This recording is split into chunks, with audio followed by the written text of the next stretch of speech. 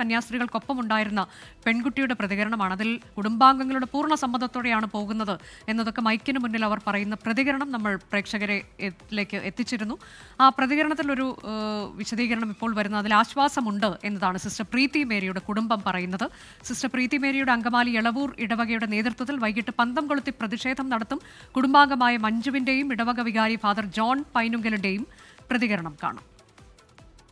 അത് കേൾക്കുമ്പോൾ ഞങ്ങൾക്കും ഒരു ആശ്വാസമാണ്. ഞങ്ങൾക്ക് നീതി കിട്ടാൻ ഒരു പടി മുന്നോട്ടൊരു പടിയും കൂടി ആയി എന്നാണ് കേൾക്കുമ്പോൾ ഞങ്ങൾക്ക് തോന്നുന്നത്. ബാക്കി ഡീറ്റെയിൽസ് ഒന്നും നമുക്ക് അവിടെ നിന്ന് അറിയാത്തത് കൊണ്ട് നമുക്കത് വ്യക്തമായിട്ടൊന്നും പറയാനും പറ്റുന്നില്ല. ഇന്നിപ്പോൾ ഓൾറെഡി പ്രൊവിൻഷ്യൽ ഞങ്ങളെ ഒന്നും അറിയിച്ചിട്ടില്ല. ബാക്കിയുള്ള ഡീറ്റെയിൽസ് പ്രൊവിൻഷ്യൽ പറഞ്ഞാലാണ് ഞങ്ങൾക്ക് കൂടുതൽ ഡീറ്റെയിൽസ് അറിയാൻ പറ്റത്തുള്ളൂ. അരികുവൽക്കരിക്കപ്പെട്ട മനുഷ്യർക്ക് വേണ്ടി ഒരായുസ് മുഴുവൻ കഷ്ടപ്പെടുന്ന പാവപ്പെട്ട കന്യാസ്ത്രീകളോട് കരുണയോടെ പെരുമാറേണ്ടതിന് പകരം അവരെ കുറ്റവാളികളാക്കുന്ന ഒരു കാലം, ഒരു ഭരണരീതി നീതിയില്ലായ്മയുടെ അടയാളമാണ്. അതുകൊണ്ട് നീതി നടപ്പായി കിട്ടുക തന്നെ വേണം എന്നതാണ് നമ്മുടെ ആവശ്യം. നീതി ഈ പാവപ്പെട്ട കന്യാസ്ത്രീമാരുടെ പക്ഷത്താണെന്ന് നമ്മളെല്ലാവരും തിരിച്ചറിയുന്നു. അങ്ങനെയെങ്കിൽ നിയമം അവരെ സംരക്ഷിക്കുമെന്നാണ് നമ്മൾ പ്രതീക്ഷിക്കുന്നത്.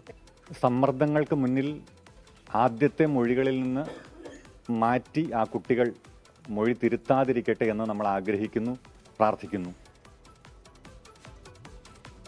MLA റോജി എം ജോണിനൊപ്പം സിസ്റ്റർ പ്രീതി മേരിയുടെ സഹോദരൻ ഛത്തീസ്ഗഡിലെത്തി. കന്യാസ്ത്രീകളുടെ അറസ്റ്റിൽ പ്രതിഷേധമുയരണമെന്ന് മന്ത്രി PA മുഹമ്മദ് റിയാസ് പറഞ്ഞു.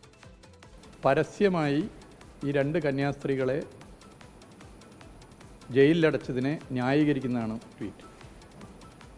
മനുഷ്യക്കടത്ത് നടന്നുവെന്ന് തോന്നുന്ന നിലയിലേക്കാണ് ഉത്തരവാദിത്തപ്പെട്ട സ്ഥാനത്തിരിക്കുന്നവർ ഇതിനകത്ത് പ്രതികരിച്ചിട്ടുള്ളത്. മറ്റു മതങ്ങളോടുള്ള വിരോധം കുത്തിവെച്ച് മതവർഗീയത നടപ്പിലാക്കാൻ ശ്രമിക്കുകയാണ് നരേന്ദ്രമോദിയും BJPയും. ഒരു ഭീതി പരത്തുകയാണ്. യഥാർത്ഥത്തിൽ ഇന്ത്യയുടെ പ്രധാനമന്ത്രി നരേന്ദ്രമോദിയല്ല, നരേന്ദ്ര ഭീതിയാണ്.